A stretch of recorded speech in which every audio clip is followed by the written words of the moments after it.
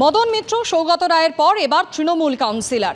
আরিয়াদহ কাণ্ডের মূল অভিযুক্ত জয়ন্ত সিং, তার যে বাহিনী সেই তাণ্ডবের অভিযোগ এবার করলেন কামারহাটি পুরসভার তৃণমূল কাউন্সিলর বিমল সাহা। তার অভিযোগ 4 বছর ধরে তিনি শ্রমিক সংগঠনের অফিসে ঢুকতেই পারেননি। 2022 সাল থেকে রথতলা মোড়ের এই আইএনটিটিউসির অফিসে ঢুকতে পারেননি তিনি, এমনটাই অভিযোগ করছেন কামারহাটি পুরসভার তৃণমূল কাউন্সিলর বিমল সাহা। এখন অফিসটা দেখে আসো, তালা বন্ধ।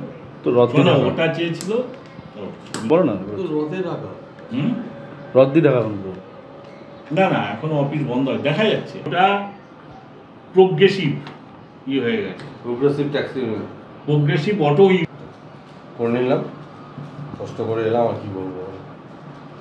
শুনুন, আমি ভীষণভাবে আতঙ্কিত, তাদের আতঙ্কে আমি আতঙ্কিত, এবং আমি যার জন্য রথতলা অফিসে যাওয়া বন্ধ করে দিলাম, যে কখন আমি গুলি খাবো, মারধর খাবো, বা আমাকে বোম মেরে দেবে, আমি এই সমস্ত কারণে আর ওই অফিসে আমি যাওয়াই একদম বন্ধ করে দিলাম। আমার 24 নম্বর ওয়ার্ড, হোম ওয়ার্ড, নিজস্ব ওয়ার্ড। আমি 2015 সাল থেকে এখানে কাউন্সিলর, আমি এখানটাই আমি সমাজসেবা করছি। আর আতঙ্কে আপনি এই তৃণমূলের শ্রমিক সংগঠনের অফিস ছেড়েছেন? দেখুন, শুনুন, আমি আতঙ্কিত বলতে এখানে তো একটা সমাজবিরোধী নয়, অনেক সমাজবিরোধীদের ছিল। আমি অনেকের টার্গেট ছিলাম, আমি বিশেষ করে আমাকে কোন সময় মেরে দেওয়া হবে, কি কারণে মেরে দেওয়া হবে। এবং 2015 সালের পর থেকে আমাকে বেলগড়িয়া পুলিশ, এই ব্যারাকপুর পুলিশ কমিশনার থেকে আমাকে সিকিউরিটিও দেওয়া হয়েছিল।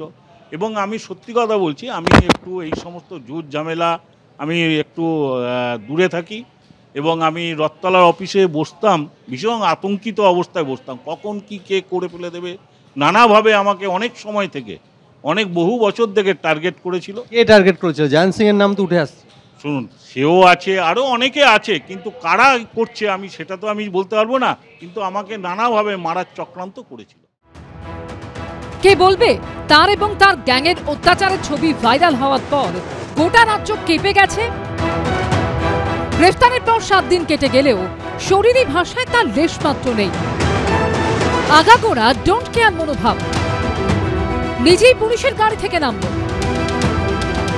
কোনো পুলিশকর্মী তাকে ধরার সাহসটুকু দেখালো না। সাংবাদিকদের প্রশ্নের মুখে যেন ঠোঁটের গোড়ায় তাচ্ছিল্যের হাসি। জয়ন্ত, তুমি গ্রেপ্তার হওয়ার পর একের পর এক ভিডিও সামনে আসছে, সেটা কি কোনো কারণে মনে হচ্ছে ষড়যন্ত্র? বাহাত প্যান্টের পকেটে ঢুকিয়ে ডাটের সঙ্গে এগিয়ে গেল মূল অভিযুক্ত ধৃত জয়ন্ত সিং।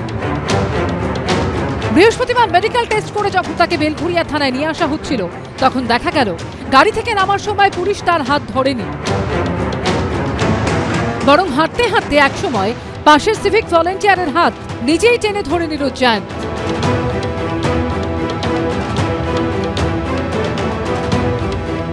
সেইভাবেই হেঁটে হেঁটে থানার ভিতরে ঢুকলো সে। পিছনে তার সাগরেদরাও থানায় ঢুকলো। জয়ন্তের মতোই তাদেরও কোনো হেলদোল নেই।